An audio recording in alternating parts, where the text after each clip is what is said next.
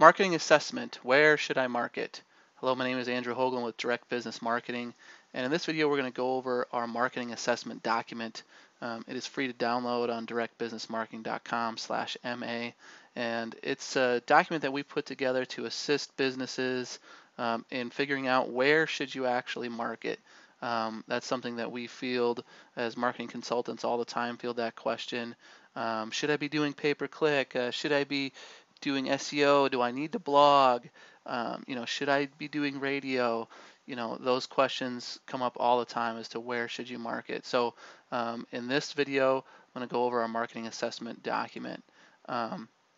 So here's the document. The first section of the document talks about marketing campaign and the 4 phases of a marketing campaign: generate, capture, store, nurture.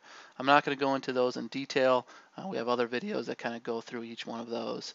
The next section is the client types. Now this is very important, and we go over here in the document, but it's to identify the different client types or people that you market to.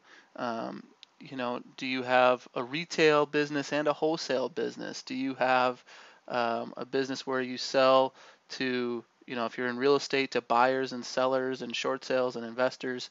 You have different client types. And so each one of these client types is going to need a different set of marketing.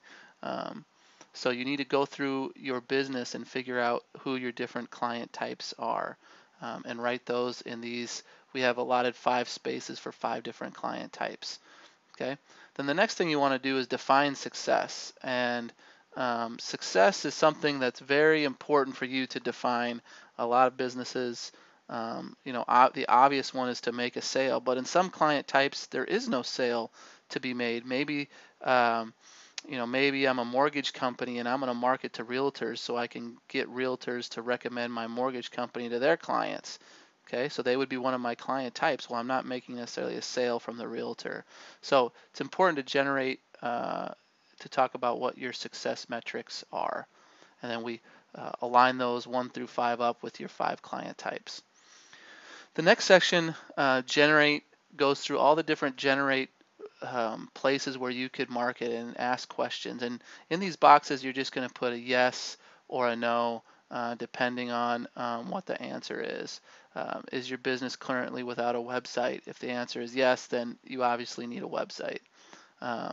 If you have a website that you don't like the look of, then you need, to get a new look to a website. Or if you have a website and you don't, it looks okay, but it's not generating any results, then you definitely need to make a change to the website. Then we have questions for mobile optimized. Does your client type use their mobile device to search for products or services? Okay, if that answer is yes, you need to make sure your website is mobile enabled. Does your client type use their mobile device to interact with your website? Okay, so maybe they don't search for your services, but they know your service exists and they go to your website. An example of this would be, let's say I'm a manufacturer of a product and people know my product exists and they just go to my website for information without actually searching for the product online. Next would be e-commerce questions. These would be questions to decide if you need an e-commerce website. And the definition of an e-commerce website is any website that's going to accept credit card for payment online. That would be an e-commerce website. So maybe you have a simple, you have a law office and you want to accept payments via credit card online. Well, that would be e-commerce. All the way down to I'm an e-tailer and I sell widgets online, through my website. Or maybe I have a membership site and people pay monthly for monthly services. There's many questions to kind of help define what type of e-commerce website that you might have.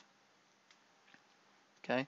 The next section is for search engines, and this is important because there's many people that we talk to that say, hey, how can I rank #1 for Google? And they want to rank #1 for Google and for a client type who's never going to use Google to find them. So it's important to figure out before wanting to be on page 1 of Google, you need to figure out, should I be on page 1 of Google? Does it even matter in my industry? Okay. Does your client type research your product or service online? That's the first important question. But secondary, Another thing that happens is they might not be searching for your specific product, but they might be searching for answers to questions relative to your product. Okay, they're not necessarily searching for your product, but they're searching for answers to questions that are in the same area. A good example of this would be an accountant or a bookkeeper. Someone might be searching for answers to, let's say, QuickBook questions, and you're a QuickBook expert, but they're not actually searching for, I need a bookkeeper.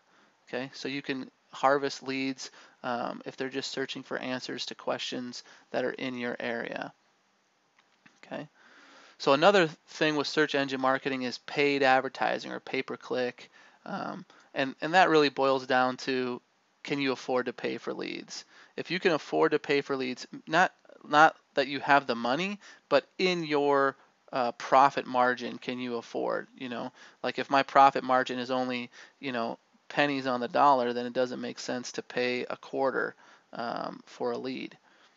And those are grossly low numbers, of course, but as an example. Does your client type make buying decisions based on relationships? So now we're into the content submission or viral video marketing section. Should you be generating content online? Should you be blogging? Should you be making videos?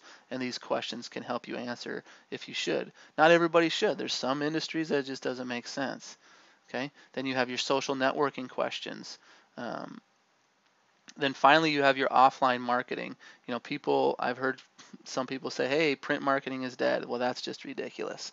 We have many clients using print marketing, making significant ROI.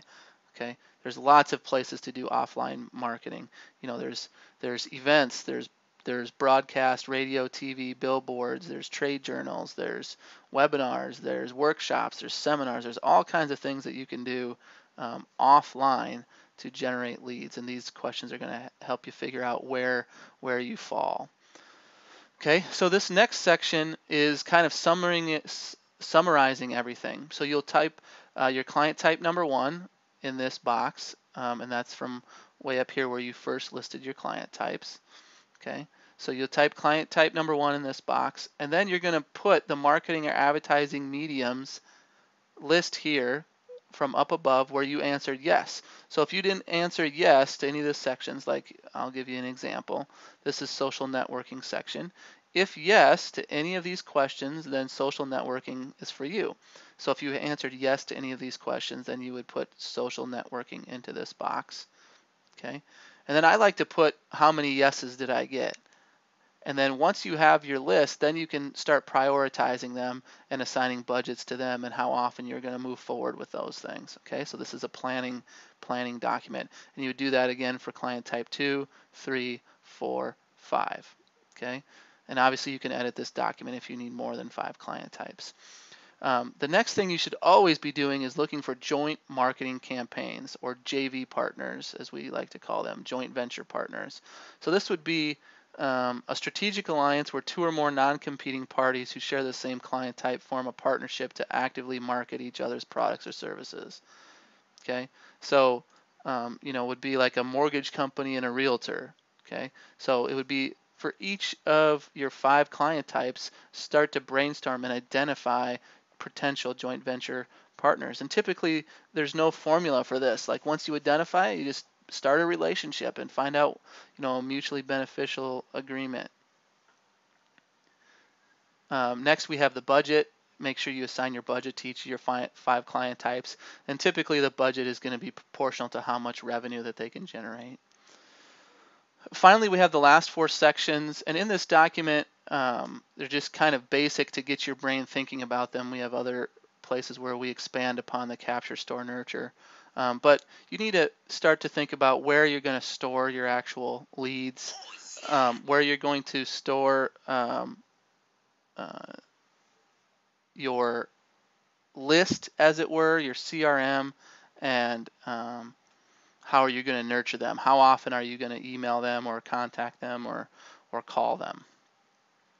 And then finally, let's start executing the plan. Get a timeline in place. And then here's a table where you can start measuring the results, like how much did you spend and how much did you make from an ROI perspective. Okay. Well, that's it. That's our marketing assessment document. Hopefully that was helpful. Here's my contact information. Again, you can go to directbusinessmarketing.com/MA to download this document. Thanks for watching.